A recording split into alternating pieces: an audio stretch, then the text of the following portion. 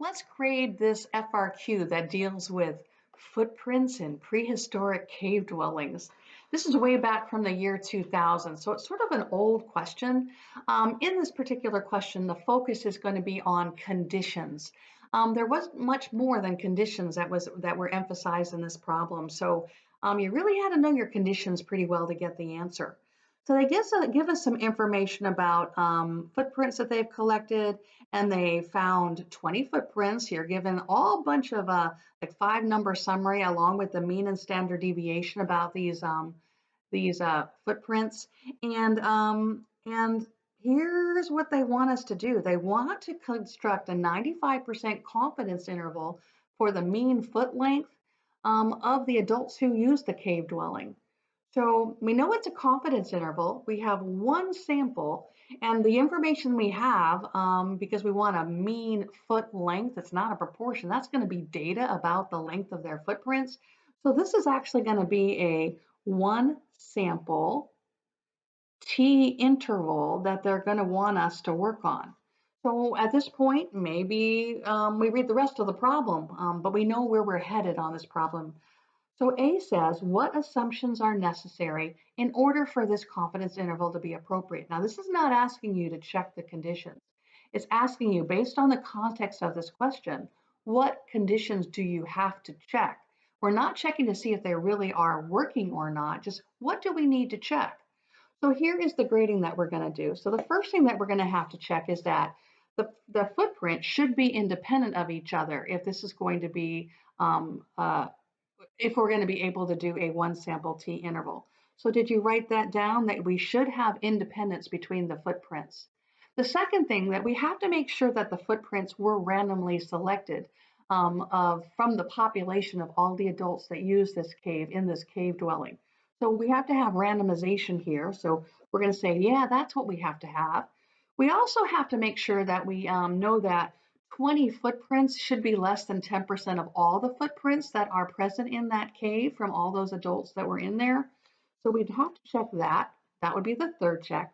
The fourth check that we would have to make sure, because remember it is a one sample T interval, we have to check the nearly normal condition.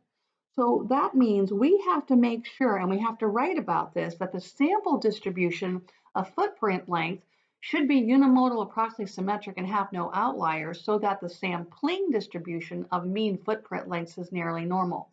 Now, because the sample size was 20, which is less than 30, I knew I needed to write about that. I have no CLT guarantee.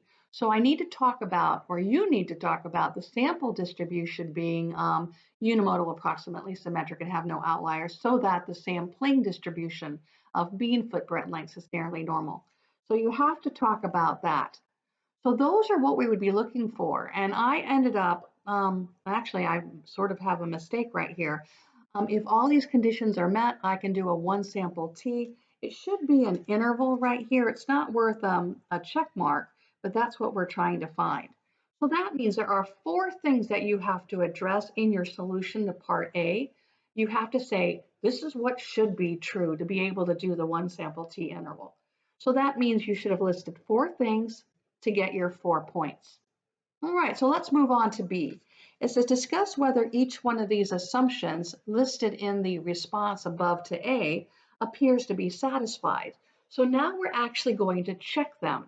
Now, on the AP, it ends up they were looking for only 2 things. If you had checks for all 4, that's wonderful, but it's looking for 2 very specific things in their rubric. And so the first thing that they wanted you to recognize is that the footprints might not be independent of each other, and that you had to make sure that you talked about using sort of a scenario that maybe the footprints in our sample might have come from the same adults. Maybe that random sample ended up having the same adults' footprints in it. So therefore, one footprint is not independent of another because they would belong to the same adult. And the other thing that you could mention, you just have to somehow talk about that. What about this sample and independence? The footprints could be children's footprints. They might not even belong to adults. And by this problem, we want adults. So if you said something like that in checking for independence, give yourself 1 check here. All right, you have to have sort of disproven that these footprints might not be independent of each other, or they might not actually be the right sample that we're trying to take. It might not be adults. So the second thing they're looking for, all right, because you have to have talked about the independence issue, the next thing that you have to talk about is that the nearly normal condition is not satisfied or might not be satisfied. And you can do this in a couple of different ways. You can draw a basic box plot and making sure that you check that there are no outliers, which you do by doing the low and the high fences. And I've shown my work here. And then showing the box plot, you can see very easily that it is a skewed distribution. The right-hand side whisker and the second part, or the right-hand side of the box above the median, those are longer. And so I can tell from looking at the box plot that this is a skewed distribution, that it is not approximately symmetric. And that means that knocks out the nearly normal condition immediately. So you have to make sure you talk about that. Now, drawing the box plot is one thing. The other thing that you can do is you can take a look at the mean value. The mean value for this particular problem, and let me go back up here and write it down, is 24.8. The median value for this particular problem is 21.5. And in the scope of all things, there is a big discrepancy between these two numbers. The mean here is a lot bigger than the median. And then if you, instead of what I wrote, if you also wrote down, or instead of my writings about the box plot, if you state that the mean is so much larger than the median and the mean is pulled in the direction of the skew, and since the mean is bigger, you know that this is going to have to be skewed to the right. That means that this is not an approximately symmetric sample distribution. So therefore the sampling distribution might not be narrowly normal. So therefore this condition might not be satisfied.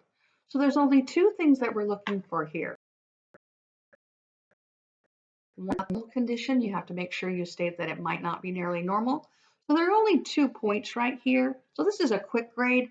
So in this problem, there are 6 points, all right? So that means my person got 6 out of 6. You figure out what you got out of the 6, and that goes toward your total assessment. All right, thanks a lot for watching. All right, have a great afternoon.